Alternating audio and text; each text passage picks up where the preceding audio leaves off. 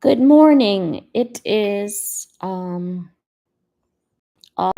27th, and I am going to finish off this week reading about the last years of King George V. King George V. And in this book, it's got 5 different topics: the menace of the dictators, sunshine and suncloud at the microphone, silver jubilee, because he did make it to his 25th year, Demise of the Crown, and Requiem. So in this episode, I'm going to read about Menace of the Dictators. But before I get started, I wanted to highlight an overview of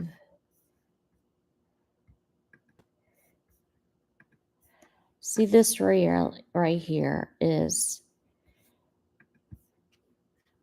this would be we understand that the Kaiser, the Tsar, and King George V, they were cousins. And Queen Elizabeth knew Queen Victoria. She had 42 grandchildren who were spread across Europe and embedded in many of the continents and monarchies. This meant that WW1 ended up to be quite the family affair. So this is a good article as you read through it. They were put in difficult positions as family members, and time George was trying to give exile to Tsar Nicholas. There's a lot of back and forth about it. Ultimately, they were not able to give him any kind of asylum in England. So, in the process of looking to give him asylum during that time, they ended up having Tsar Nicholas abdicating his throne, and then he went into Siberia, and then his whole family was assassinated. And that ended up to be a tragedy. So, what I also have mentioned is that in Greece, the monarchy was very unstable at this time. And later on, you'll find out, and I have a book that I have read, and it outlines Philip's mother and Philip's family's Greek monarchy. It was very unstable at the time, and then Philip's family had to go in exile.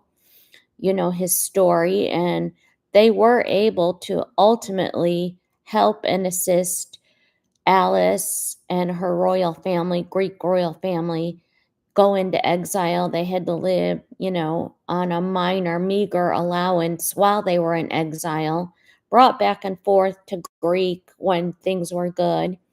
But it's a very, very interesting book. And it's written by Hugo Vickers. And I found these books off of a website called thriftbook.com. The one I'm reading to you today is King George V, and it's written by Kenneth Rose. And as you can see, for $10, and this is an older book. You can't find it on Audible, okay? You can't find it. You could find it on Amazon. You could find it on another thrift book store, but I have found so many royal books off of thriftbook.com. And they're usually in good condition. Mine came in good condition, but I wanted to point out some other books. I have this one, Birdie. It's a really, really good book. This is a very hard book to find. $5, but it's a thick, thick book. This book is very thick, and I passed it on to my mom to read. Then I read it, and it's very thick. But I tell you what, it is very well worth reading the story of Edward VII, and his entire waiting time.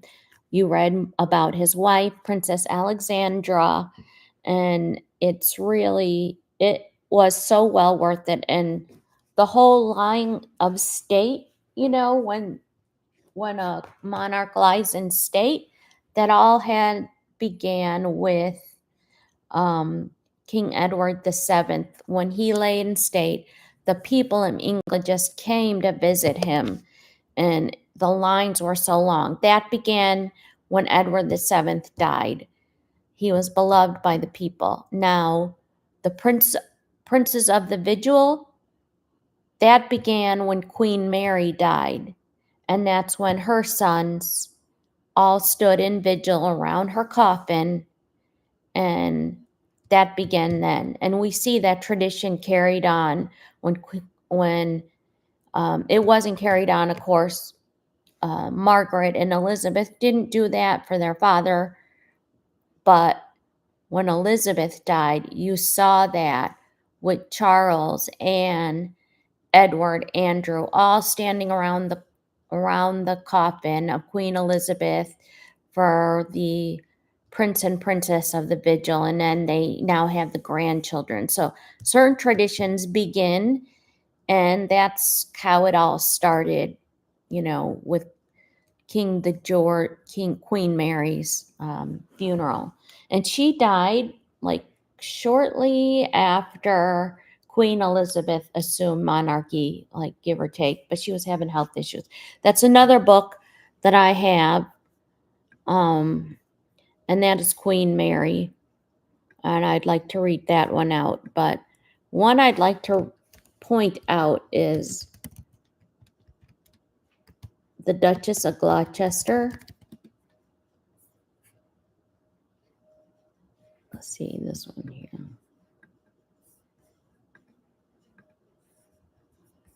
I have one book on the Duchess of Gloucester that I have read, and she has the most fascinating story. And anywhere you can get any kind of book. See, she lived 90 years. She's got 2 books out. I have these books. Okay, I have these books on my channel. It's under my YouTube live channel on a playlist. You don't even have to listen to it, but maybe listen to excerpts from it. But I just wanted to point out that let's just see.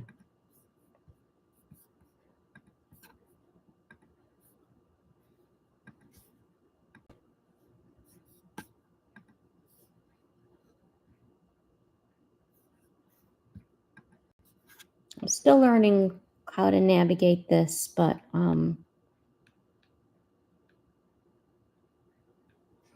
playlist. See, I have a lot of books that I would like to read out for public, even if they just read the chapters or go out and get the books themselves or access them via Audible. Just the literacy and learning about this family is very fascinating, and learning about the traditions of the family. In my opinion, it is so, so fascinating, and I have really enjoyed it. It's been my little respite to life. So I want to scroll down and point out. Okay, here. Okay, I'm back again, and I'm going to read the last. See, this is the Duchess of Gloucester. I have another book this book I have read out, and her life is so fascinating. I am not much of a book reader, of reading over books multiple times. My brother could read over a book 3 times in a row. I mean, he's a voracious reader. But this book here, this woman lived a life of service. She had such a fascinating life, the Duchess of Gloucester. And the current Duchess of Gloucester, Brigitte, she is also amazing. The Gloucester and the Kent family, in my opinion, top notch in their character, in how they carry themselves, and how they support whoever the monarch is. I mean, this woman has supported King George VI, Queen Elizabeth, And then, she passed away, but now her son has carried that on, and they just rise to duty in such a uneventful but yet steadfast and good way. I love the Gloucester family, and I love the Kent family. So that's just my opinion. But I am going to go back here and read to you about this chapter because it's gonna take time to read through. Okay, so I'm gonna read through because this was one of the key moments that happened in George V's time. Was he had cousins, and remember George was operating on a constitutional monarchy. Kaiser Wilhelm and Tsar Nicholas was not operating they had more control over their country. However, things didn't work out so well for them. But as you can see, George really, in reading through this book, George really tried to work through the will of his people, regardless of how conservative his views were. So, okay, we're already 11 minutes in, so I'm going to start reading through. And if you don't want to listen to me, that's fine. I'm just putting this out there for anybody that might want to listen and reading it, so people do have access to it, because it was such a unique time in the country. And he had a unique reign. He was the monarch of a country during some changing social times. So I'm going to just do a quick sound check.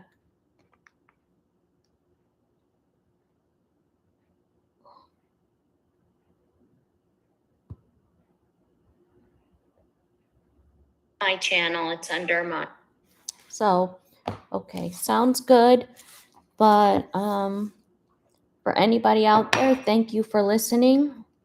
Or for future listeners, thank you for listening. I am committed to reading this book, and we'll be finishing this by the end of the week. The rain drew to its end in gathering clouds and fitful sunshine. The rise of the dictators seemed to threaten not only peace, but surveillance itself. The bomber, Mr. Baldwin, assured the Commons in 1932 that it will always get through. Widespread unemployment, particularly in Wales and northeast England, touched the conscience of the nation without evoking a remedy. Yet it was against these darkening horizons that the monarch displayed a newfound strength, and the gruff of an old king submitted to deification.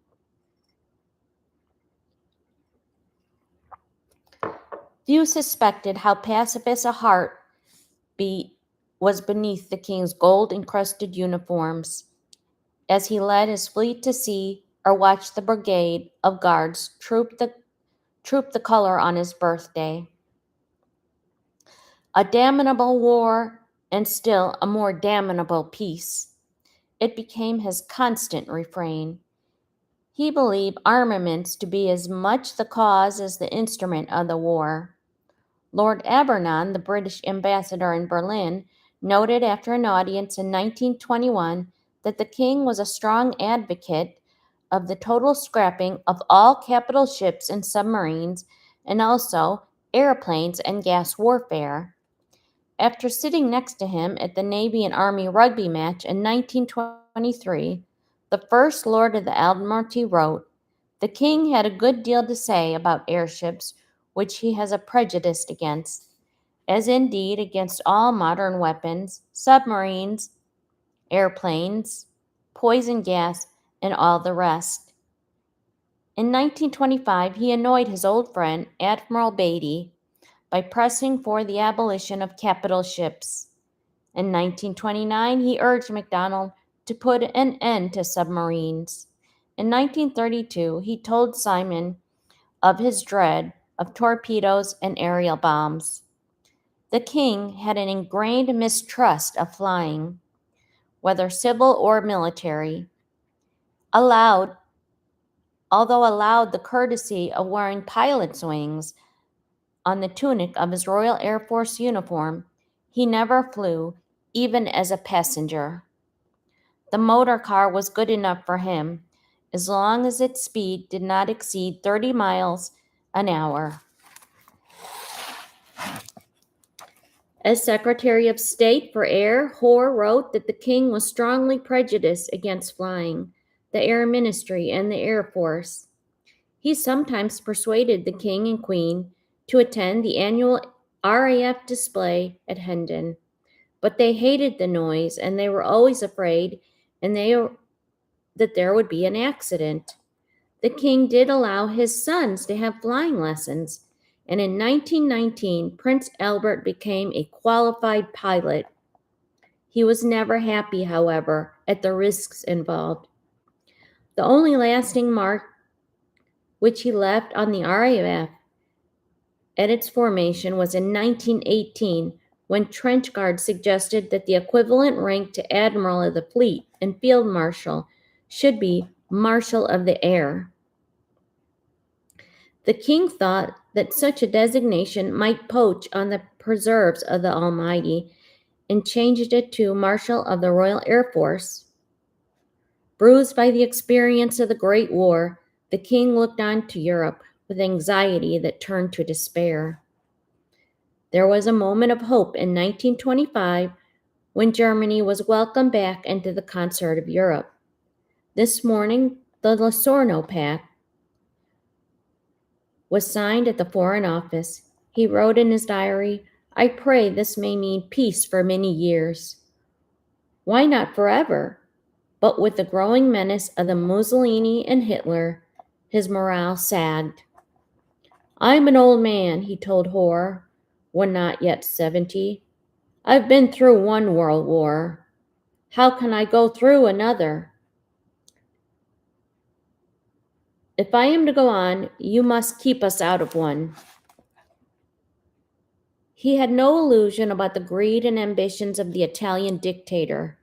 As early as 1923, he replied to a memorandum from the Foreign Secretary. "Mussolini seems to be anything but a friend to England, and certainly cannot be trusted."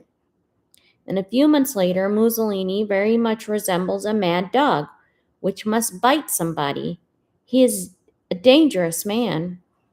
But by 1935, the year in which Mussolini sent his armies into Abyssinia,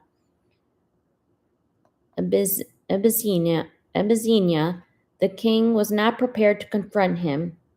When Lloyd George spoke to the king about Mussolini in May of that year, he flared up vehemently, and he replied, "I will not have another war. I will not.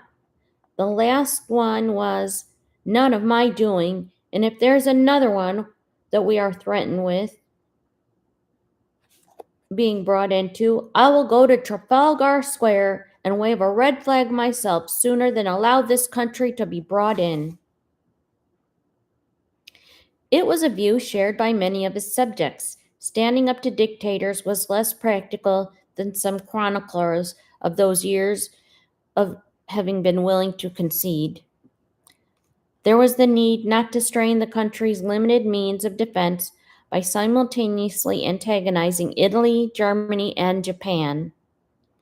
The paralyzing effect of Britain's vulnerability to air attack and the exaggerated reports of Germany's military strength, the unwelcome prospect of rearming Britain that had so recently escaped bankruptcy.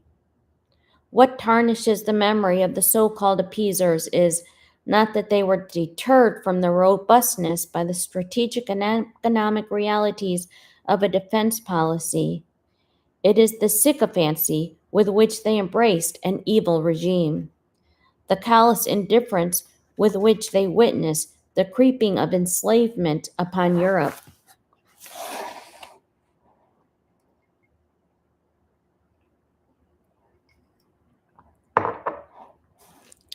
The king did not live long enough to be put to test. He died 6 weeks before Hitler's reoccupation of the Rhineland, and one can only speculate on whether he would have abandoned his pacifist sentiments in the face of a continuing German aggression.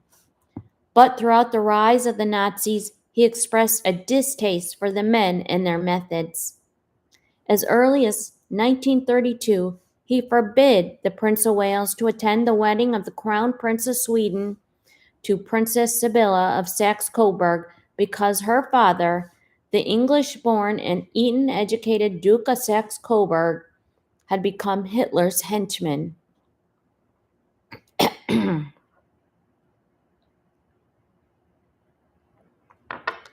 The king, he spoke contemptuously of those horrid fellows, Goring and Goebel. He deplored the Nazi practice of Jew baiting and the bloodbaths by which the National Socialist Party consolidated its power. And in an attempt at personal diplomacy, he warned the German ambassador that his country's needless and provocative scale of rearmament was driving Europe towards a war. Sir John Simon, the Foreign Secretary, regarded Nazis with more indulgence. After visiting Germany in March 1935, he wrote to the king, "Though Herr Hitler's personal appearance is not striking, his photographs do not do justice to the charm of his bearing, which grow very much upon the visitor." But the main impression which Sir John derived was that he regards himself as destined to be his country's deliverer from dishonor, and he is undoubtedly moved by the inspiring feeling that he is engaged in the moral rehabilitation of Germany. If Joan of Arc had been born in Austria and worn a mustache, she might have conveyed much the same impression. Sir Eric Phipps, the British ambassador to Germany from 1933 to 1937, also corresponded with the king. That was fortunate, for he painted a very different portrait of home life with Adolf Hitler. It was strange to watch him, undistinguished and almost clown-like, and to think of him leading this great people with, after all, great traditions. Fanatical atheism is a cardinal point in the Nazi creed. The method of Nazis pursue may be in the future more subtle than brutal, but their ultimate aim will always be the destruction of the Christian religion, after years perhaps of undermining it. Wigram was instructed to congratulate Phipps on the dispatch full of common sense. He went on to say, "The king feels that we must not be blinded by the apparent sweet reasonableness of the Germans, but be wary and not taken unawares."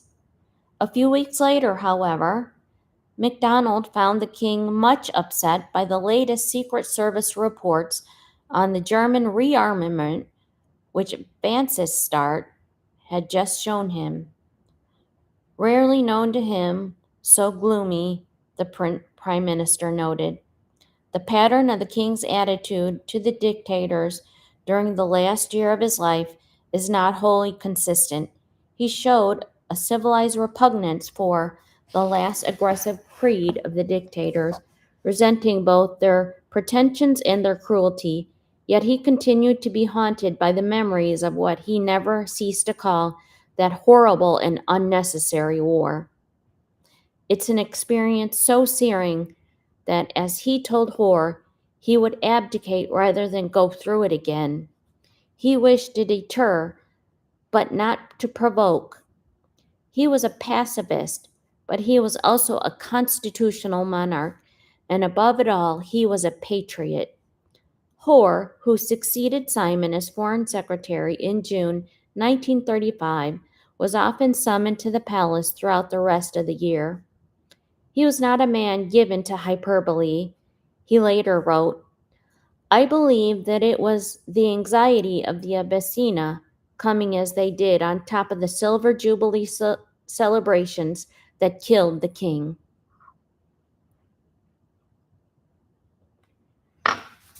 Okay, we're on to the next topic, and that is sunshine and clouds. And I think this is more about. So I will get started. On the 20th anniversary of his accession, the king tried to put into writing how much he owed to his wife. I can never sufficiently express my deep gratitude to you, darling May, for the way you have helped and stood by me in these difficult times. Then, characteristically, he added, this is not sentimental rubbish, but what I really feel. During his last sunset years, he looked increasingly to her for comfort and reassurance, and she never failed him. He found delight, too, in his York grandchildren. Here, a visitor to Sandringham in 1928 describes the future Queen Elizabeth II, then at the age of 1 year and 9 months.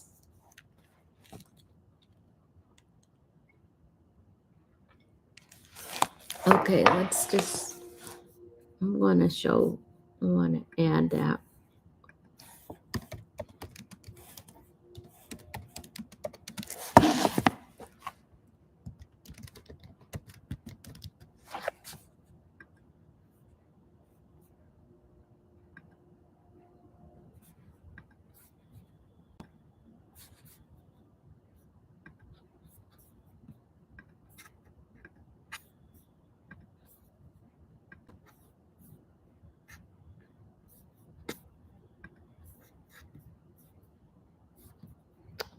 See, look at that.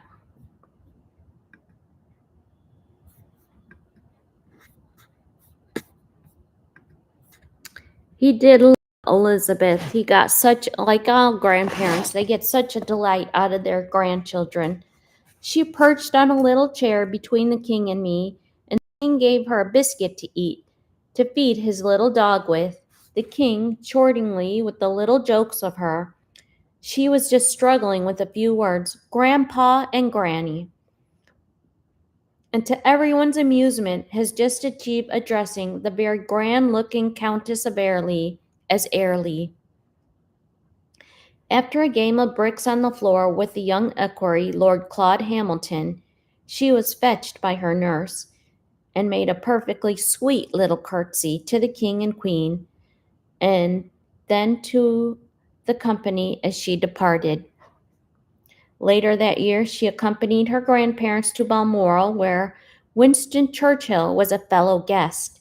There is no one here at all, he wrote to his wife, except the family, the household, and Princess Elizabeth, at the age of 2. So that's one of the fascinating things about Winston Churchill. He was a statesman at a very young age. After the Boer War, he was a statesman. He served under Edward VII, King George, I think even Queen Elizabeth. No, I think he might have been Queen Victoria. Queen Elizabeth, he had a very, very special bond with Queen Elizabeth.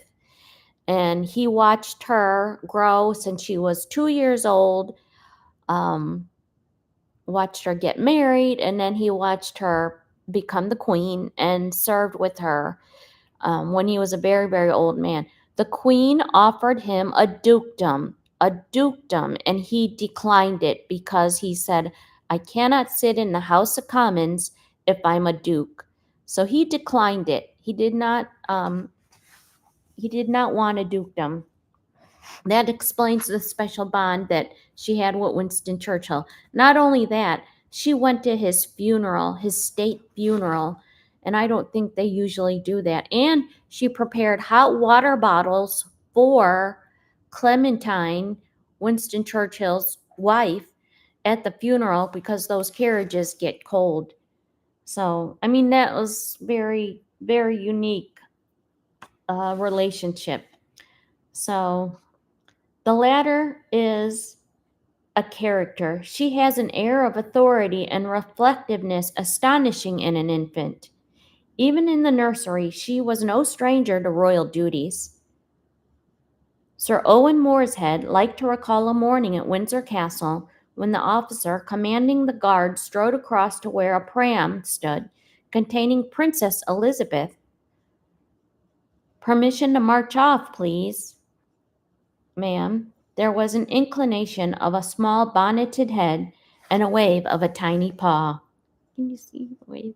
The marriage of two more of his sons also cheered the king's last years. On the 29th of November, 1934, Prince George wed Princess Marina of Greece in Westminster Abbey. Now, she was a true princess. "She has not a cent," the king cheerfully told MacDonald, "but she had other qualities. She had grace, beauty, and intelligence, a practical interest in the arts, and a sense of style that was to inspire generations of courtiers." The king was a perfect angel to her when she arrived in England as a shy bride. The princess's mother later on told Harold Nicholson. Wigram noted with some surprise that he was even prepared to subordinate his otherwise immutable shooting plans to the wedding program. It was a marriage of fairy tale happiness, tragically cut short 8 years later when the Duke of Kent, as he had been created in 1934, died in a wartime air crash while serving in the Royal Air Force. In August 1935, the king was pleased to hear that his third son, Prince Henry, the Duke of Gloucester, wished to marry Lady Alice Montague Douglas Scott, a daughter of the Duke of Buccleuch. Her quiet charm and determined character, sense of duty, and love of country. She had a love of country life that made her the perfect wife for that conscientious but unwilling prince of the royal blood. The queen displayed her usual good sense and prudence.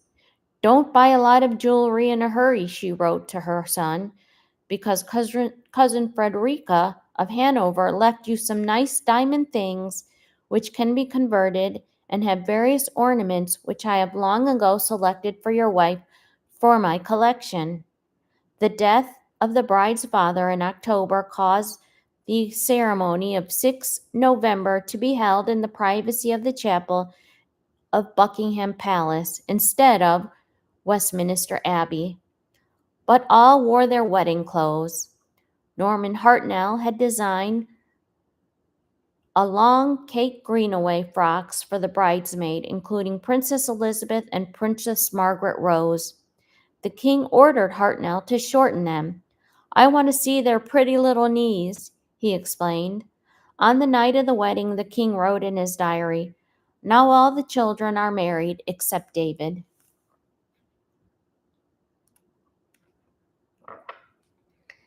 The king's eldest son had reached the age of 40 in June 1934.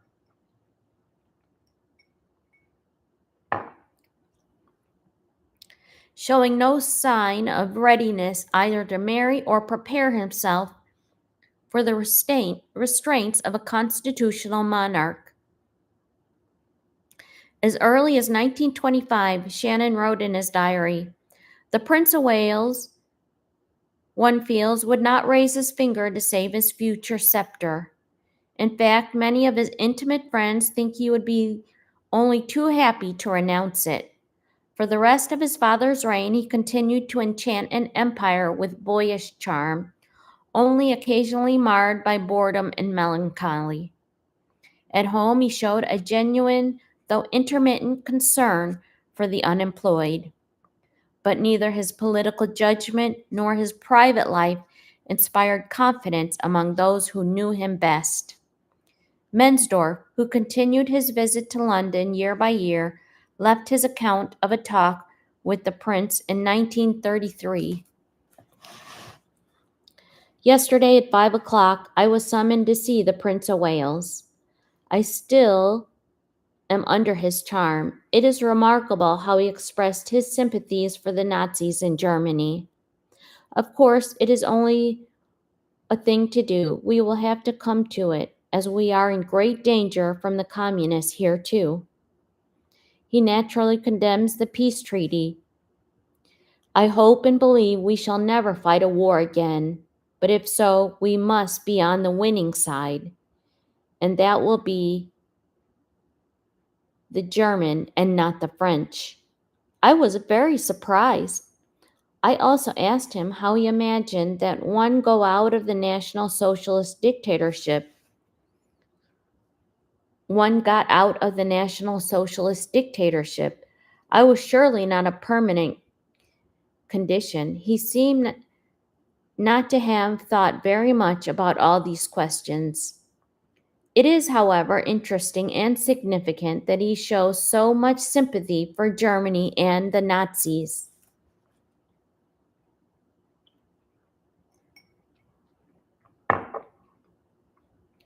The archives of the German Ministry of Foreign Affairs, captured by the Allies at the end of the Second World War, reveal not only that the prince's tenderness for Nazi Germany, but also the freedoms with which he expressed his views. In January 1936, just before his father's last illness, he told a German ambassador in London that it was his firm intention to go to Berlin next summer for the Olympic Games. The German ambassador in Washington was simultaneously sending his government intelligence reports of the prince's sympathy for Germany and detestation of French foreign policy. It included an even more astounding indiscretion. Nor did he hold his father's view that the king must blindly accept the cabinet's decision. On the contrary, he felt it was his duty to intervene if the cabinet were to plan a policy which, in his view, was detrimental to British interests. It was only a few months since the king had vainly rebuked his eldest son for expressing controversial opinions in public.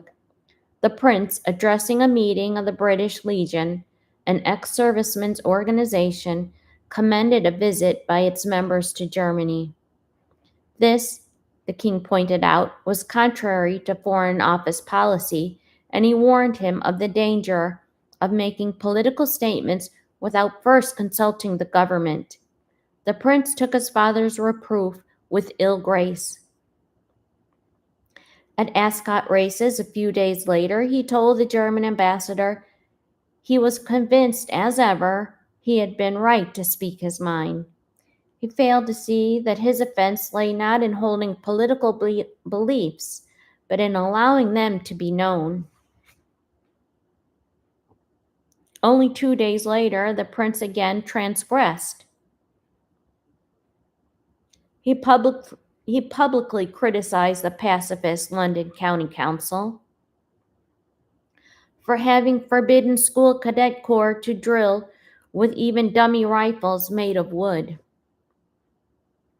Such ill judgment on the verge of middle age could not fail to disturb the king, but it was in his son's private life that he found cause for a deeper sorrow.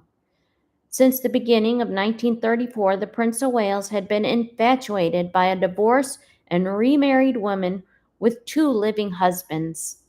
The king learned of his son's attachment to Wallis Simpson with anger and despair.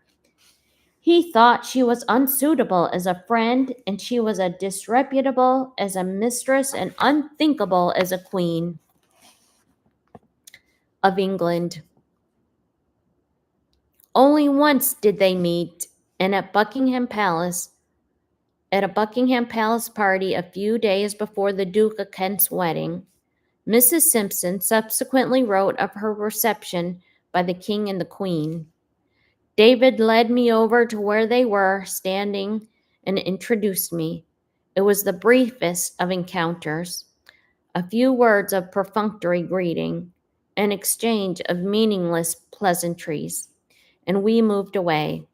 But I was impressed with their majestic Oh, I was impressed with their majesties' great gift for making everyone they met, however casually, feel at ease in their presence. Okay, I'm going to pause right here because I just watched this interview with Kinsey Schofield and Hugo Vickers, he's got a different viewpoint. I mean, at this point we'll never really know truly about the whole Wallace Simpson um, David situation. There's so many different writers about it, but they did say that when Wallace hosted her parties after her and David were married, she did the same thing. Every guest was made to feel welcome, and that she was a very, very good guest, a very good host to all of her guests. And she made everyone they met feel at ease, and she included everyone. So that's one of the things that um, I think it's Hugo Vickers points that out. The future Duchess of Windsor left no such fragrant memory on the king's mind. He complained furiously to Mensdorf that she had been smuggled into the palace against his will and without his knowledge. That woman in my own house, he said. At least, he continued, Mrs. Dudley Ward came of a much better class and had an established position. As for the Prince of Wales, he has not a single friend who is a gentleman. He does not see any decent society, and he is 41 years old. When Mensdorf pleaded that the prince had many attractive qualities, including charm, the king replied, Yes, certainly, and that is a pity. If he were a fool, we would not mind. I hardly ever see him and don't know what he is doing. Okay. One thing, this just 41 years old. Okay. He has a lot of attractive qualities, including charm. Okay. Who does that remind you of? And his name is Harry. So I think I'm not going to go too much into detail. There's lots of good people pointing out Harry's flaws, but on other channels, but it's one of those things where history repeats itself. And Andrew, I think, was very similar, you know. So, well, separated by more than years, both father and son shirked the issue during those last months of the reign. Discussion would, in any case, have resolved nothing, for neither spoke the language of the other. The prince, as he himself put it, clung to a dream of being able to bring into my life what for so long had been lacking, without which my service to the state would seem empty. The king said for his part, he believed that his son was prepared to betray the noblest of trusts, a heritage that was epitomized by the words which Shakespeare put into his mouth. His will is not his own, for he himself is a subject to his birth. He may not, as unvalued persons do, carve for himself, for on his choice depends the safety and the health of this whole state. During his convalescence in 1929, the king had more than once confided to trusted members of his family that his eldest son would never succeed the throne. The king made a puzzling conjecture that at the time could be put down to low spirits. 6 years later, he broadcast his fears more widely. A lady in waiting heard him say, I pray to God that my eldest son will never marry and have children, and that nothing will come between Bertie and Lilibet and the throne. He told Baldwin, After I am dead, the boy will ruin himself in 12 months. With such chilling valedictions did the old king take his leave. Okay, so I'm going to read one more section. And this section is entitled At the Microphone. So let's just bring up some pictures of King George.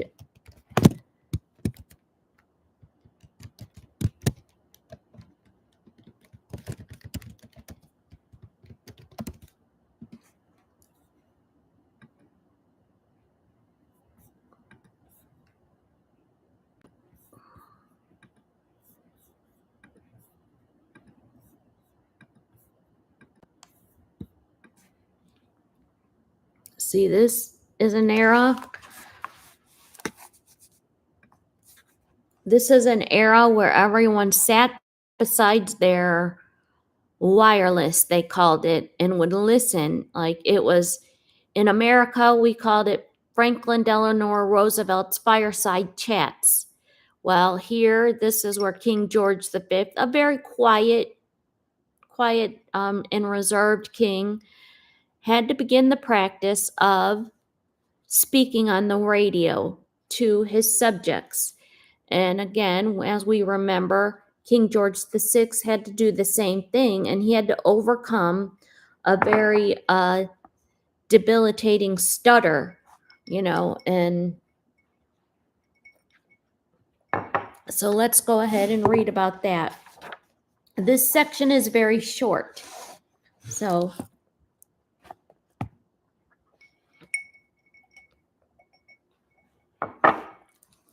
immediately after the wedding of the Duke and Duchess of Kent, the king wrote to MacDonald, "The enthusiasm of thousands who are expressing their love and affection for us and our children, indeed, it gave me a lump in my throat, and it touched me enormously."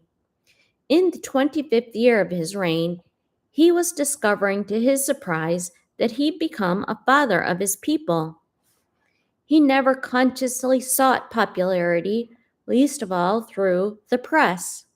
He gazed unsmilingly into the cameras and had no affable asides for reports, except in the Times.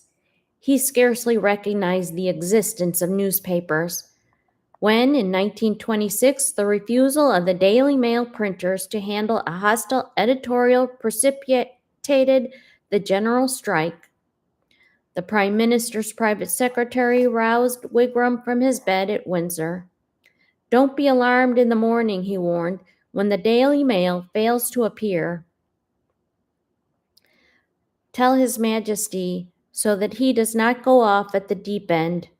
Wigram replied, "We don't take the Daily Mail or the Daily Express."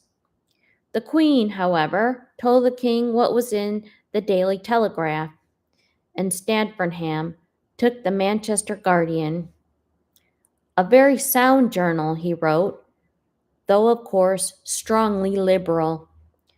But it was the Times alone that both he and Wigram maintained confidential links. They supplied the paper with advance copies of the king's speeches and enlisted its help in making known his views.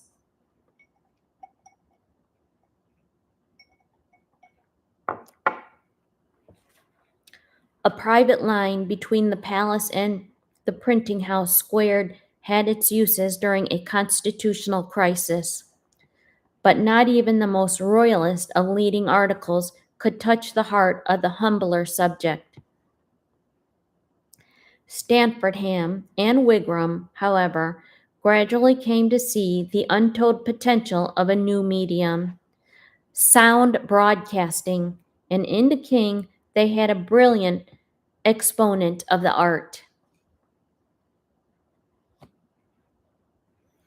It was John Reith, the general manager of the recently formed BBC, who in October 1923 first invited the king to deliver a Christmas or New Year message to his people. He received a discouraging reply. A few months later, the BBC presented the king with a wireless set. And in April 1924, his voice was heard on the air for the first time when he opened the British Empire exhibition at Wembley. The broadcast aroused widespread interest and attracted an audience of 10 million. The Scorn Daily Mail arranged for a massed crowd to hear it in Manchester, Leeds, and Glasgow. A government inquiry at Cambridge suspended its sittings to listen, as did a magistrates' court at Gateshead. During the next 8 years, the BBC continued broadcast some of the King's speeches on ceremonial occasions, but even Stanfordham failed to lure him to the microphone for a more informal talk. Not until 1932, the year after Stanfordham's death, did Reith, Wigram, and MacDonald persuade a still reluctant king. At 3:35, he wrote in his diary on Christmas Day, "I broadcast a short message of 251 words to the whole empire from Francis' room. The rest of the world heard him at 3:50 p.m. For the king was at Sandringham, where since the days of his father all clocks had been kept 30 minutes fast, to the extent of daylight hours. He spoke from a little room under the stairs, once the office of Knowles. Legend has it that the king used a gold microphone." Oh, there you go, gold microphone. It was, in fact, a standard one encased in Australian walnut. A thick cloth covered the table to the deadened sound of a rustling paper, for the king's hands were known to tremble with nervousness.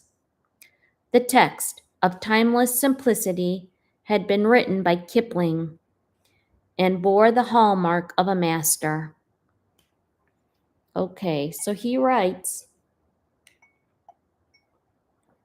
as the first one to give the Christmas speech.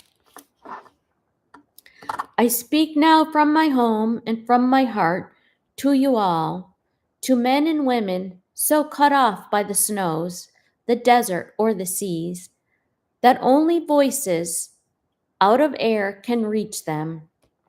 The king's delivery was worthy of this theme. Such an odd, hoarse voice, A.C. Benson had written, as if roughened by weather.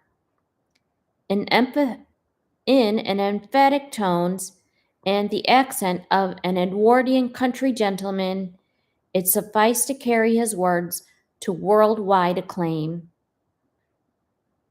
With its very first delivery, the Christmas broadcast from Sandringham had become an institution. Although moved by its reception, the king had no wish to repeat his triumph. It was an ordeal, he complained, which spoilt his Christmas. Some of his courtiers, but not Wigram, also thought that an annual broadcast would lose its impact through familiarity. The politicians, however, were encouraging. How interesting it would be, MacDonald said to him, if we had a talkie of Queen Elizabeth. The king was unimpressed. Damn Queen Elizabeth, he replied. But when J.H. Thomas showed him a batch of appreciative letters from listeners throughout the empire, he agreed to continue. The broadcast of 1933, 1934, 1935 never quite achieved the sublime appeal of 1932. Perhaps the replacement of Kipling by Archbishop Lang as the principal draftsman exchanged magic for mere eloquence, yet also gathered year after year for the king's Christmas message, which awaited the voice of a friend.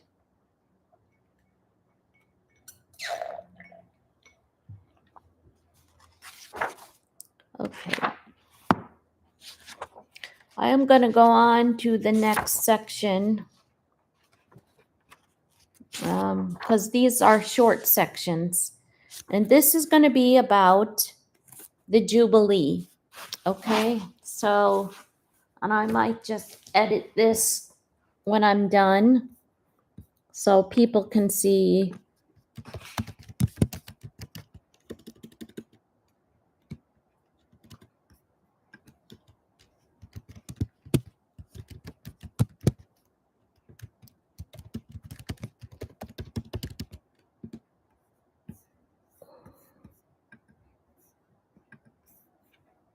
Yeah, he gets he is sandwiched between he's sandwiched between his grandmother, who lived a very long reign, and then he's also sandwiched between his granddaughter, who lived another 60 plus years reign. So that's why I'm reading about him, because he gets overshadowed. 25 years is quite a long reign, a silver jubilee. And let's face it, we're never going to have King Charles. He will not see the silver jubilee. Okay, I don't even know if William will see a silver jubilee. So I really think he was such a good king. I loved him. He really cared about his royal subjects. So,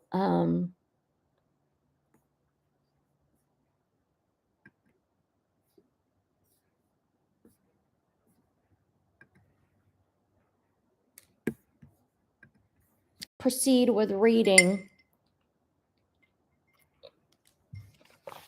so we can finish this book.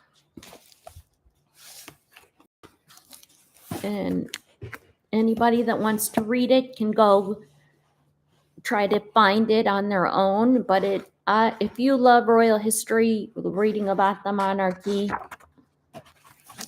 this is a worthy book to have in your library. So, and it may be that I pass this on to relatives, my sister, to read, or some friends who are interested. But it's such a worthy read. But we're getting down to the Silver Jubilee. The decision to proclaim the Silver Jubilee of George V came not from the king, but from his ministers.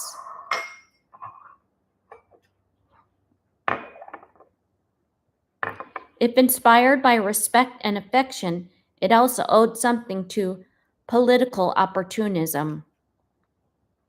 It's a display of patriotic enthusiasm that would both encourage and support the government at the approaching general election and warn the dictators not to provoke a proud and undivided people. Although touched by the welcome which now greeted every public appearance, the king deplored the fuss and expense. He wrote to Mensdorf with a mingled gratitude and apprehension. In looking back during these last 25 years, I am indeed thankful for all that has been done for me. I have passed through some very difficult times with a ghastly war which lasted over 4 years. And thrown in, I do indeed appreciate all the love and affection which my people are expressing from all over the world. The festivities will entail a lot of extra work, and I shall be pleased when they are all over. I hope I shall survive them. I remember so well both Queen Victoria's Jubilee and I can't yet realize that I am having one now. So he remembers his grandmother's Jubilee. It's very poignant. Can you imagine, what little Prince George, young Prince George will be like? So,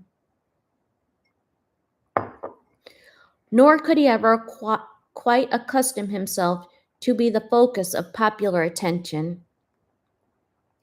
Resting before the Jubilee at Compton Place, the Duke of Devonshire's house on the south coast, he remarked that the local parson seemed such a fine fellow. He filled his church to overflowing every Sunday we went to it. On the 6th of May, 1935, 25 years to the day since succeeding to the throne, the king drove to St. Paul's with his family for a service of thanksgiving. There was a first post, he noted, on 610 letters, a team of 6 grays to draw his carriage, a congregation of 4,406 in the cathedral, a temperature of 75 degrees.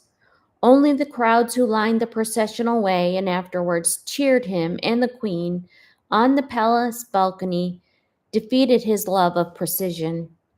He could only do more than describe them as the greatest number of people in the streets that I have ever seen in my life. The only hitch was when 26 elderly prebendaries delayed in the departure of the royal family from St. Paul's by leaving the cathedral out of turn. It was a wonderful service, the king told Dean. The Queen and I are most grateful. Just one thing was wrong with it. There's too many parsons getting in the way. I did not know there were so many damn parsons in England. It was worse than a levy. Neville Chamberlain reflected the pride of millions of the king's subjects when he gazed across the cathedral at the foreign ambassador and thought, "This'll show 'em." Broadcasting from Buckingham Palace that night, the king expressed the same sense of national unity in humbler words.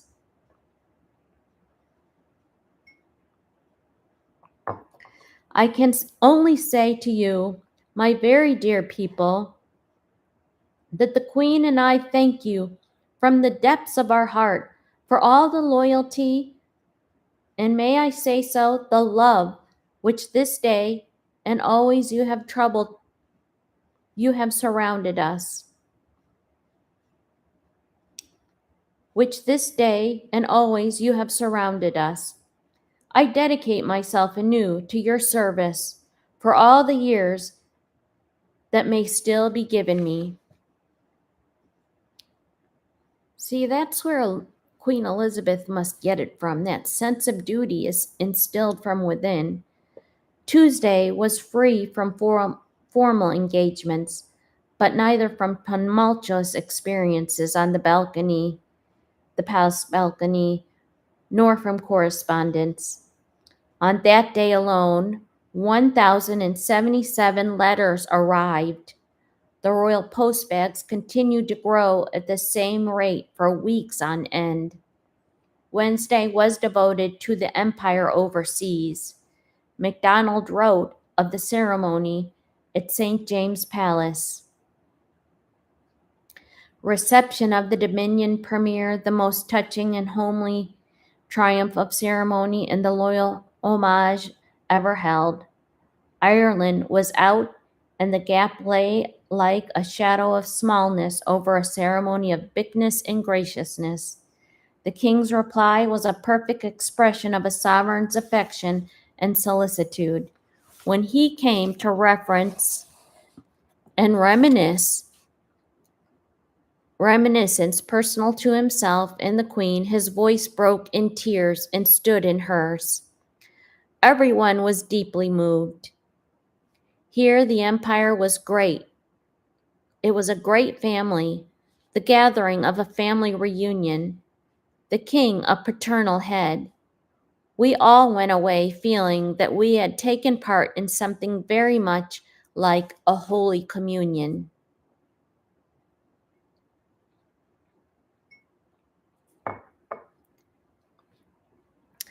On Thursday, it was the turn of the two Houses of Parliament to render an homage in Westminster Hall. By one of those ironies in which English history abounds, the Speaker Fitzroy addressed the king while standing only a few feet from the place where his own ancestor, Charles I, had been tried for his life and found guilty. A few weeks later, the king continued his Jubilee celebrations by reviewing the fleet of Spithead. A naval historian later wrote, "The assemblage of 160 warships looked impressive and included 2 aircraft carriers. But to the knowledgeable, it was painfully obvious that the proportion of the new ships present was small, and that few of the older ones, many of which were World War I vintage, had been fully modernized. In truth, the shop window was mainly filled with obsolescent goods." Between those two events, with their echoes of past and future tragedy, lay drives of undiluted joy through the decorated streets of London. It was as if Father Christmas himself had arrived. The poorer in the district, the more ecstatic in the welcome. The French painter Jacques-Émile Blanche was told during the Jubilee of a socialist newspaper which lost so many readers on ceasing to publish news of the royal family that it was forced to resume its coverage.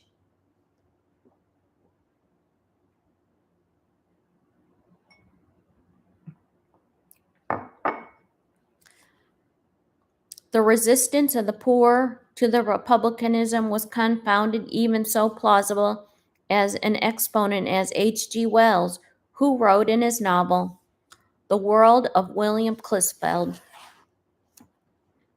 "I am puzzled by the readiness of the liberal-minded English people to acquiesce in and conform to the monarchy. The king is necessarily the head and center of the old army system, of a diplomatic tradition, a hieratic privilege, of a sort of false England that veils the realities of English life. While he remains, the old army system remains. Society remains. The militant traditions remain. They are all bound up together, inseparably. The people cannot apprehend themselves in relation to the world while, at every turn and crisis of the collective life, the national king, the national uniforms, the national flags and bands thrust Blair and Bunting across the realities. For millions, these shows are naturally accepted as the realities.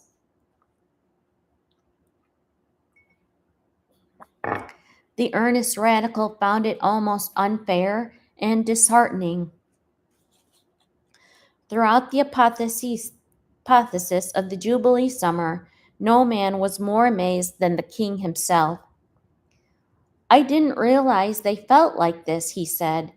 It came as no surprise, however, to those who had served him for 25 years. Sir John Simon wrote, "King George has done his task under tremendous shadow of his grandmother." Yes.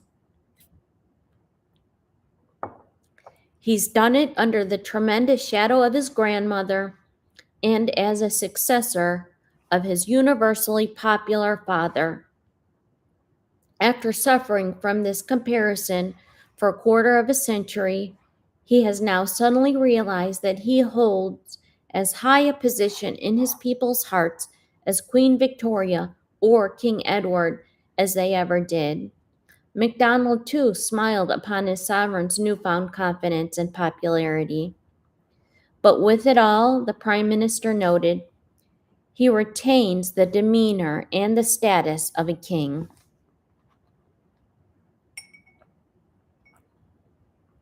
And in history, he is overshadowed by the long reign of his granddaughter. And again, that's why I'm reading about him, because there's not a lot of movies that are made about him. You know, there's little bits and pieces, but as I said before, there's a movie out there called The Little Prince, The Lost Prince, and that encompasses some of the issues that King George V had to deal with. Primarily, it was centered around the epileptic problems that little Prince John had, but it highlights certain events in King George V's reign. He had a lot as a constitutional monarch to deal with. So we are going to go on to the next topic, and that is called The Demise of the Crown. Their Majesties have stood the course well, Wigram wrote from Balmoral in August 1935. The pace was too hot for me, and I had to come up here a month ago for a rest. He was now Lord Wigram, having recently received a peerage in the King's birthday honors. But not even he had escaped the doubts and difficulties which so often mar the distributions of royal favor. The initiatives for Wigram's barony had come, as is usual, from the Prime Minister. However kindly meant, it disconcerted the king. No member of his household was more deserving of a reward than Wigram, but the king could not ennoble him alone without seeming to slight another senior courtier. Sir Frederick Ponsonby, and Ponsonby, in spite of his 40 years of devoted service to 3 successive monarchs, was too independent of mind and tongue to endear himself to the king. It was therefore decreed that neither Wigram nor Ponsonby should become a peer. On being told by the Prime Minister of the king's decision, Wigram had replied,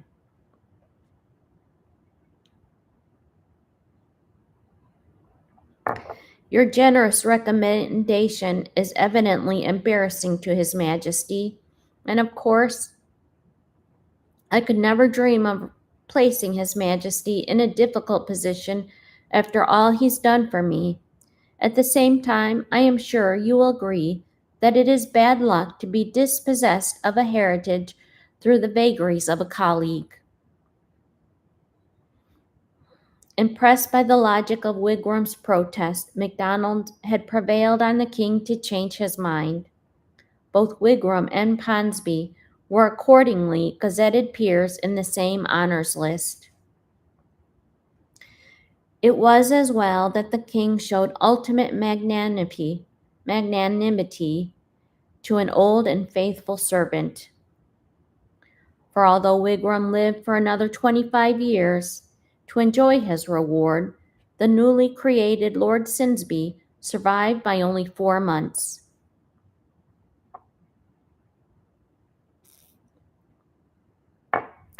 Securing a peerage for Wigram was one of MacDonald's last acts as Prime Minister. 10 days after the Jubilee, he told the king that his doctors would no longer allow him to carry so heavy a burden. The king had, of course, to consent to a change of premiership, but insisted that MacDonald should remain in the cabinet as the Lord President of Council. He also offered him the Order of the Thistle. It's an honor which every good Scotsman coveted, but MacDonald reluctantly declined the green riband on learning that it would only oblige him to adopt the prefix Sir. MacDonald's account of the audience continues. Said he feared I would not let him show his esteem for myself personally and for the service I had given to him and the country. His words were those of a close personal friend. On June 7, 1935, he resigned as the Prime Minister and was succeeded by Baldwin. MacDonald had held his office for 7 years in all, and his farewell audience with the king was both sorrowful and affectionate. Okay.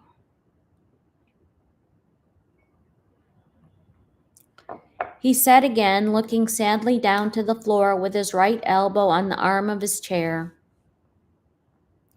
I hope you might have seen through but I now know it is impossible. But I do not think it will be very long. I wonder how you will have stood it, especially the loss of your friends and their beastly behavior.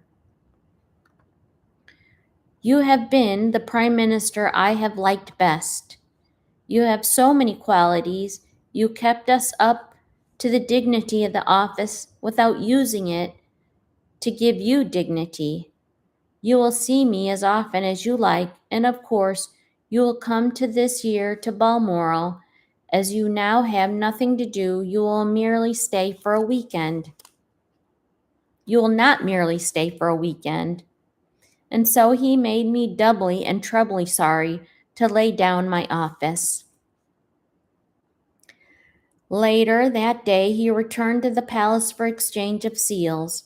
By Baldwin's thoughtful design, his first duty was to utter the words, Malcolm MacDonald, Esquire, to be sworn of the Privy Council. The new Prime Minister had promoted his predecessor's son to be Secretary of State for the colonies at the age of 34. It was the first time that a father and son had sat in the same cabinet since Joseph and Austen Chamberlain did in the early years of the century. His coat fit badly, the proud parent noted. It was as if the king himself had spoken. Tired but elated, the king resumed the familiar pattern of his summer. It was Cowes, Sandringham, and Balmoral. For once, however, Britannia failed to win a first prize, and he decided that he would not win the race again. She would not win race again. At Sandringham, the Foreign Office telegram spoiled his pleasures and prompted him to summon the new Secretary of State, Samuel Hoare. We discussed the Italian Abyssinian question, which is very serious. And he wrote, It's also a silly yachting trip David wants to take in the Mediterranean. The caprice of the prince, even under the shadow of war, continued to worry his father.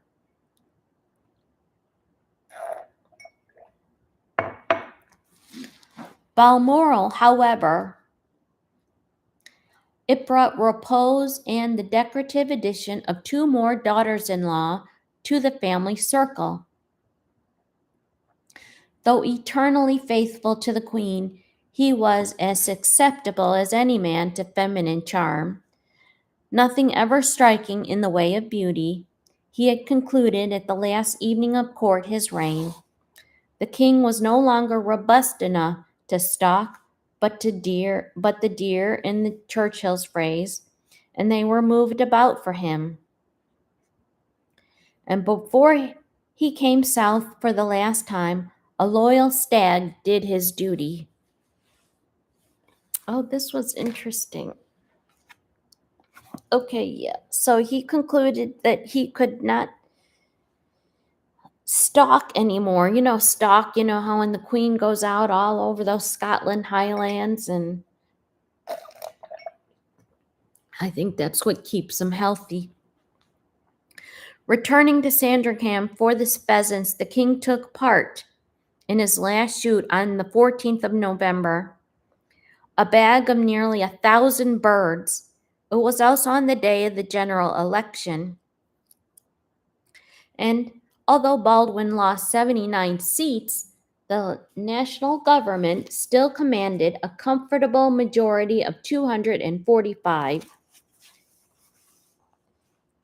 His side had battled well into his test match. Requiem noted, There is no doubt that the skipper declared his innings close at the right moment.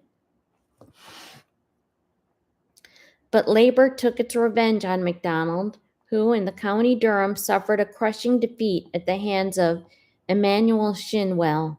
The king told him that he must nevertheless remain in the government. He would be greatly grieved and unhappy were it otherwise. MacDonald wrote after they talked on 19 November, Did not expect to live more than 5 years, and as I would likely live after him, his death would free me. Himself exhausted both in body and mind, MacDonald obeyed his sovereign and was confirmed in office as Lord President of Council, and warily set about finding an amenable constituency. Although in November 1935 the king was not more than 70, a few thought it was likely that he could reign for another 5 years.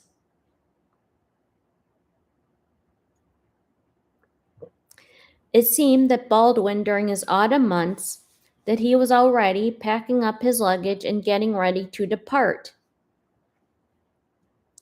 Mensdorff, too, a guest at Sandringham in mid-November, wrote, "When the king is standing, he reminds me of Emperor Franz Joseph in his last years." That was a melancholy comparison. The Austrian emperor was 86 at the time of his death. There is evidence that the king himself was aware of his approaching end. When the Canadian government inquired informally whether Lord Athlone, the Queen's brother, might agree to become the next Governor General, the king demurred. Not having long to live, he explained, he wanted the Athlones to remain in England so that they could comfort his widow in her loneliness. After the strain of the Jubilee, Dawson noted that the narrowing of the arteries to the king's brain caused him to fall asleep during the day, even at meals. Yet his nights brought only fitful repose.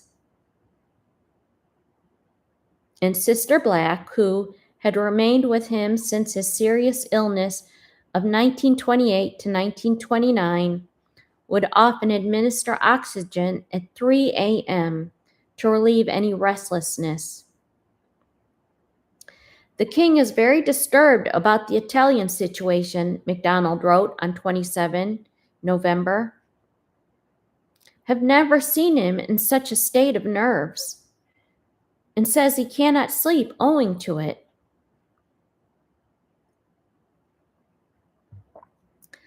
On 3 December, the death of his sister, Princess Victoria, plunged him into a renewed state of misery. For once he could not face his public duties and canceled the state opening of Parliament. But still, the unbroken flow of the red boxes demanded and received attention. Just before Christmas, he had to preside over a change of foreign secretaries. Hoare, while passing through Paris on his way to a holiday in Switzerland, had devised an unworthy plan with Laval, the French foreign minister, by which Italy was to be appeased by 60,000 square feet of miles of the Abyssinian territory. It so outraged public opinion that the cabinet was they were obliged to disown him, and on the 18th of December he resigned.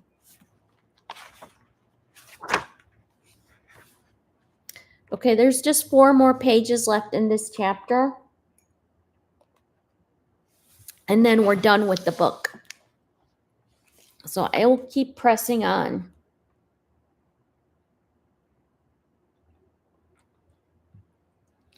The king at once instructed Wigram to write a generous letter of sympathy to the fallen minister, and when Hoare came to the palace to deliver up his seals of office, the king tactfully turned the conversation to their shared pastimes. "Now you are free," he said. "You will have more time for shooting. Go and shoot a lot of woodcock in Norfolk." The king then left to spend Christmas at Sandringham. But he could not yet lay down his burden. On the 23rd of December, Anthony Eden was summoned to receive his seals of office as the new Foreign Secretary. 26 years later, Eden published an account of that audience, in which he quoted these words of the king: "I said to your predecessor, You know what they're all saying. No more coals to the Newcastle. No more whores to Paris. The fellow didn't even laugh. It may well be that in the course of their bulk, the king repeated a bon mot that was already going to the rounds, but it is inconceivable that he should have thrown so cruel a jest in Horace's face at the nadir of his political fortunes. He then mocked him for his supposed lack of humor. Both the king's letter of sympathy and Horace's own published version of his farewell audience throw further doubts on the accuracy of Eden's recollection. The king attracts legends, but that it was one from his first memory ought to be preserved. At his Christmas broadcast, he delivered in a voice that had grown weaker during the past 12 months, once more reached out in the hearts of his people.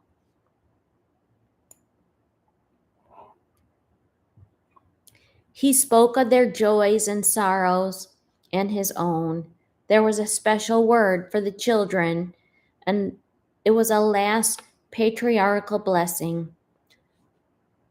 The ordeal over his ebbing strength confined him to the simplest of pleasures. Saw my Kent grandson in his bath, he noted with satisfaction. Oh, that would be Prince Edward, who's now 90. Saw my Kent grandson in his bath, he noted with satisfaction.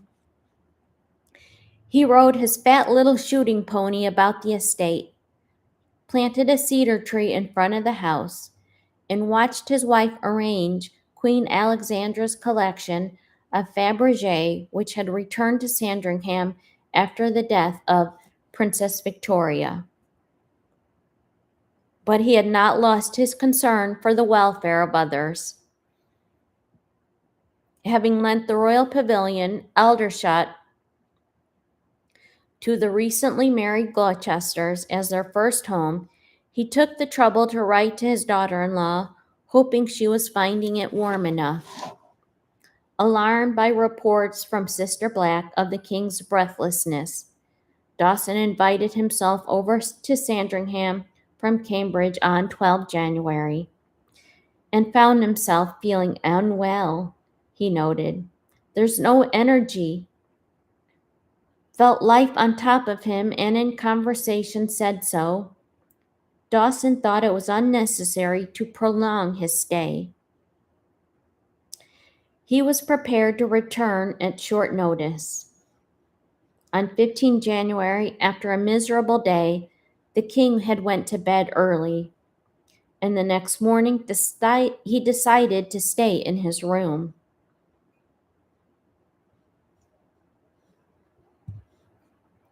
The last entry he made is in his diary, and so punctiliously kept since 1880, it was on Friday,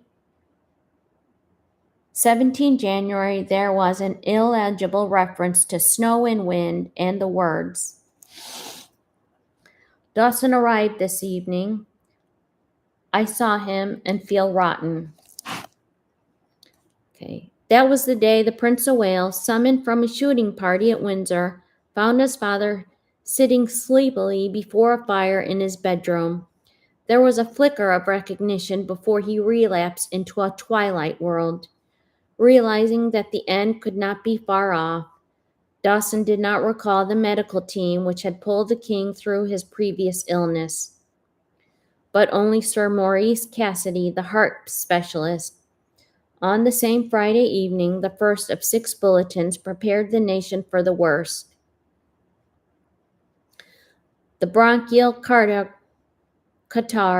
from which His Majesty the King is suffering is not severe, but there appear to be signs of cardiac weakness, which must be regarded with some disquiet. Throughout the next 2 days, the king drifted in and out of consciousness, his heart growing weaker and weaker. On Sunday, the Prince of Wales left for London to consult the Prime Minister about arrangements for his succession. Shortly afterwards, the Archbishop of Canterbury survived at Sandringham. had arrived at Sandringham.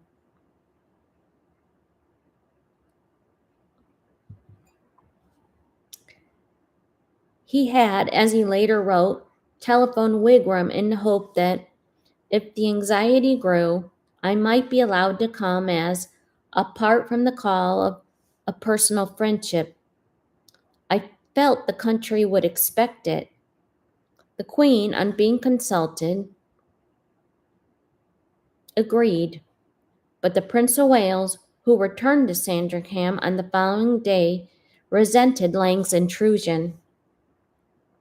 He was later to describe him slipping in and out of his father's room, a noiseless specter in the black gaiters. On Monday, the 20th of January, 1936, it was the last day of the king's life. That morning, the archbishop said something with simpler prayers for him and laid his hand on his sovereign's head and blessed him. Then, in a lucid moment, the king sent for his private secretary. Wigram found him with the Times open at the imperial and foreign page. It was some paragraph which had caught his eye. Wigram thought that and prompted the celebrated inquiry, "How is the Empire?" The king made a brave attempt to discuss business.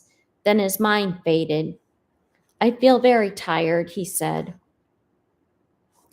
But King George V had not yet allowed to die in peace, as he could no longer perform his constitutional duties. A meeting of ministers in Downing Street had on the previous evening authorized the appointment of a Council of State to act on his behalf.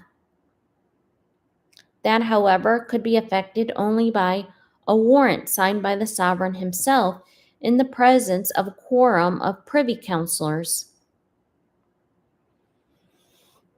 During his illness in 1928, the king had been alert enough to affix a bold signature to the necessary document. Now he was only fitfully conscious, and he lost the use of his right arm. Dawson feared that the effort would put an intolerable strain on his patient. I was surprised at the decision of the cabinet ministers that a privy councillor should be held without delay. There was no urgent business, but they seemed nervous at the public urgency that might arise and did not want to await events. It was thus that, on the morning of 27 January, 3 members of the Privy Council came down on Sandringham by train. They were MacDonald, the Lord President of Council, Hailsham, the Lord Chancellor, Simon, the Home Secretary, Hankey, the Clerk of the Council. 3 more Privy Councillors were already in the house: Dawson, Wigram, and Lang. Shortly before 12:15, they assembled in a sitting room which led to the king's bedroom.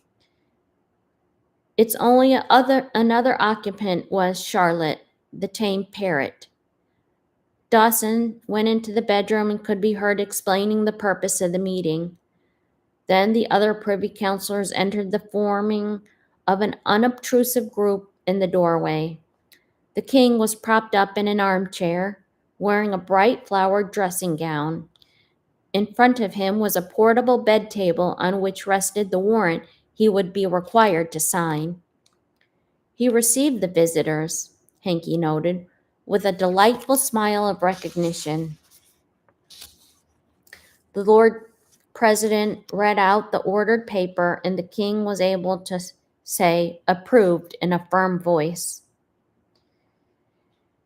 Kneeling by the king's side, Dawson tried to guide his pen, first with one hand, then in another. And though the king struggled to comply, he had not the strength.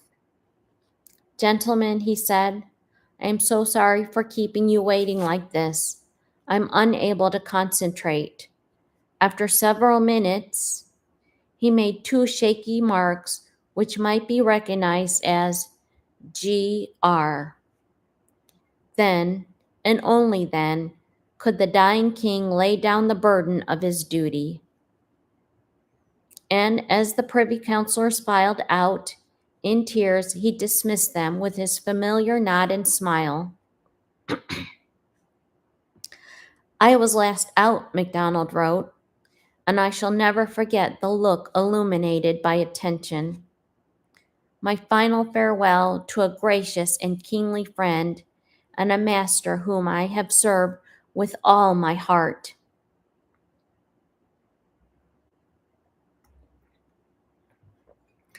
After lunching with the Queen at her express invitation, the Privy Councillors returned to London in the plane, which had just brought the Prince of Wales and the Duke of York back to Sandringham. For the rest of the day, the King slept gently on while the bulletins told to the end of his reign. At 5:30 in the afternoon, it was announced his strength was diminishing. That evening, as the Queen and her children dined alone, Dawson picked up a menu card in the household dining room, and on it he wrote a farewell classic simplicity. A farewell of classic simplicity. The king's life is moving peacefully towards its close. The family gathered around the king's bed, and in his earthly life slipped away. The archbishop read the 23rd Psalm and the prayer that begins, "Go forth, O Christian soul." The final bulletin was broadcast a few minutes later after midnight. Death came peacefully to the king at 11:55 p.m. Okay. And there is suggestion that he was helped along by some morphine. So, I'm going to read the last topic, which is Requiem. And this is only 2 pages long, so for anybody interested.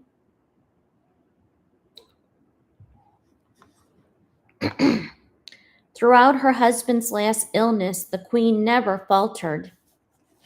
She was practical, calm, and kindly to the end. As one king died, she paid homage to another.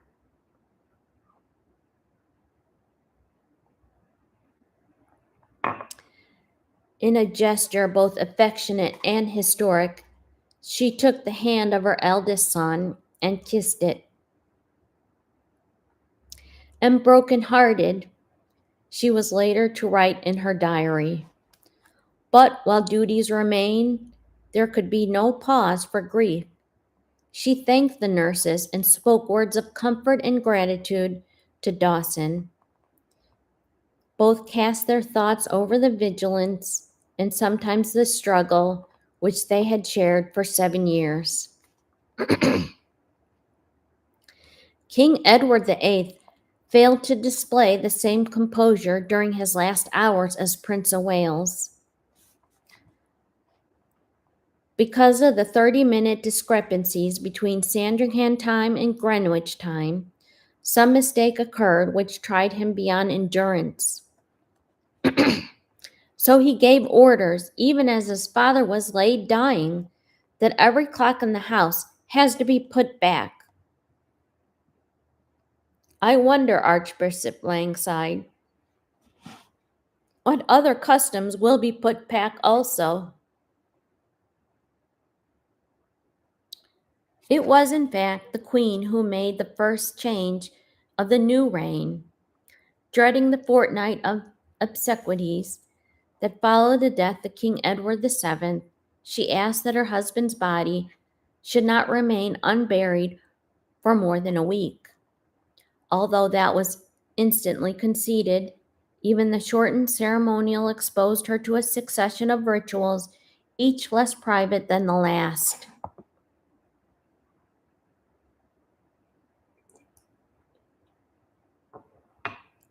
They began with 24 hours of the king's death when, in the late afternoon, his coffin was placed on a small bier and wheeled across a deserted park to Sandringham Church.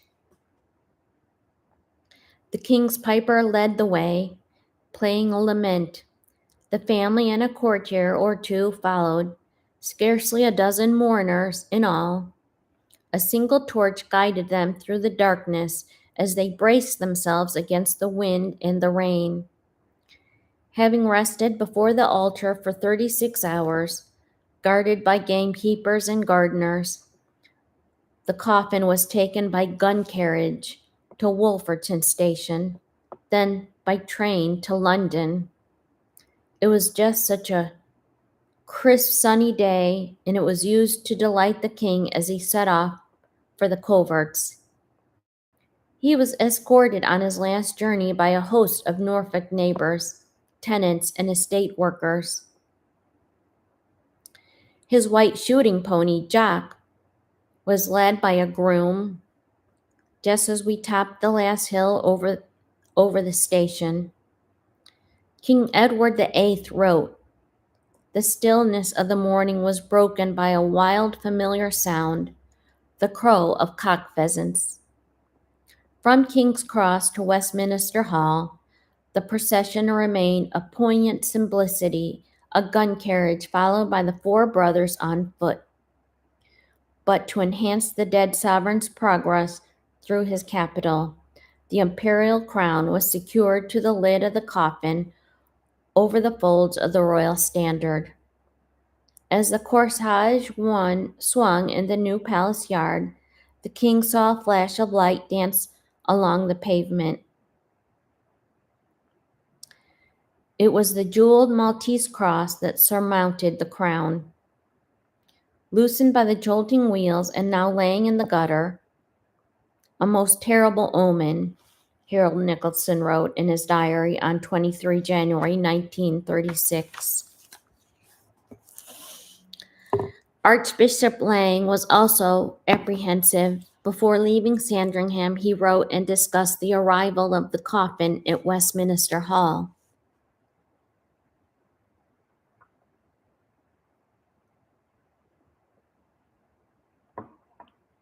The king had said to me that he did not wish any religious service to be held. He said he was anxious to spare the queen. I insisted that, however short, there must be some service. Certainly the whole ceremony would have been, as it were, blank without it. And it was the queen's own wish that one hymn, "Praise my soul, the King of Heaven," was to be sung. The archbishop had his way, and with that sense of theater which he had so often brought into his office, borrowed from Westminster Abbey a purple cope which had been worn at the funeral of Charles II. During the 4 days that the coffin lay in state, nearly 1 million of George V's subjects filed slowly past, their footsteps deadened by a huge soft gray carpet. At midnight on 27 January, the king and his 3 brothers joined the officers of the household brigade guarding the candlefield. We stood there for 20 minutes in the dim candlelight and the great silence, the king wrote. I felt close to my father and all that he had stood for. On the following day, King George V embarked on his last voyage of all. This time the gun carriage bearing his coffin was manned by sailors. They drew him from Westminster to Paddington Station. And when the train reached Windsor, through the precincts of the castle to St. George's Chapel, he would have raged at arriving more than an hour late for his funeral service, though ultimately he was the cause of the delay. So vast were the crowds that scorned a raw winter morning to bid him farewell. They blocked the processional way. Even on that somber occasion, the chapel did not lack color. Beneath rows of garter banners, the heavy black crape and veils demanded of women mourners were relieved by the glow of vestments and the trappings of those who had borne arms for their sovereign. Plumes and ribbons, coats of scarlet, blue and gold. The ceremony seemed to reflect the court of the earlier King George, and an order of precedence remote from the realities of power. Titles and places, it might be supposed, and that the reforming zeal of Prince Consort had failed to sweep away almost a century before. What struck me, a public servant afterwards wrote on reading an account of the funeral in the Times, was the subordinate position of a cabinet minister in the ceremony. One had to hunt through a column after column to find whether or not the prime minister had been present. Baldwin, however, had his place, and so did two former prime ministers, their antipathy unabated. MacDonald was shocked not only that Lloyd George had agreed to write about the funeral for the newspaper, but he had made notes for it throughout the service.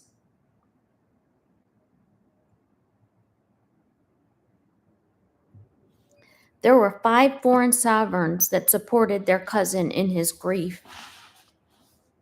Christian of Denmark, Haakon of Norway, Carol of Romania, Boris of Bulgaria, Leopold of the Belgians. Only Denmark and Norway were to last their regal course, and all 5 were soon to endure occupation and emasculation of their kingdoms by Nazi Germany. A similar fate awaited the representatives of Italy and Austria. Umberto, Prince of Piedmont, and Prince Starhemberg, nor would fortune smile on 3 brave soldiers who came to bury the king.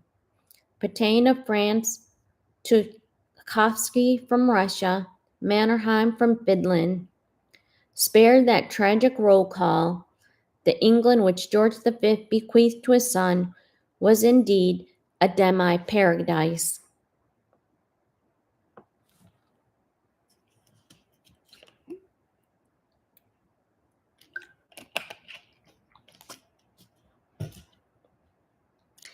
As the triumphant litany of death unfolded, all marveled at the dignity and the fortitude of the widowed queen. But no less at the new king, who in his 42nd year deemed still to have the promise of youth before him. His father's coffin sank slowly to the vault below, and he sprinkled a symbolic earth from a silver bowl, a last salute at his own request. And so King George V went to join his ancestors. As the mourners emerged from St. George's, they saw that the grass surrounding the chapel was covered with wreaths. How often beauty is sacrificed to size. The Duchess of Bedford reflected, averting her eyes, for the most magnificent of those tributes were as self-important as their donors. But a friend of the late king lingered. Among the exotic thickets, she came on a wreath of humbler flowers. Sent by a coster from the east end of London, it portrayed a white pony with a purple saddle.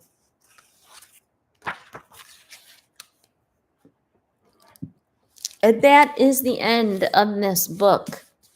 Okay? So, if you want to get it, see if it's available on thriftbook.com. It's or just watch one of the documentaries on King George V, because he, in my opinion, was a very worthy king of his time. And I think that's where Queen Elizabeth gets her duty, her sense of duty, and her service to her country, which we will see carried out in Charles and in William, thankfully. So, thank you very much for listening, and I appreciate any time that you spent listening, and I hope you will check out that I do have other books I will read on this channel, and some of the past books I've read with regard to George and Marina, and the Duchess of Gloucester, Alice. She was really a remarkable person. Thank you for your time and have a nice day.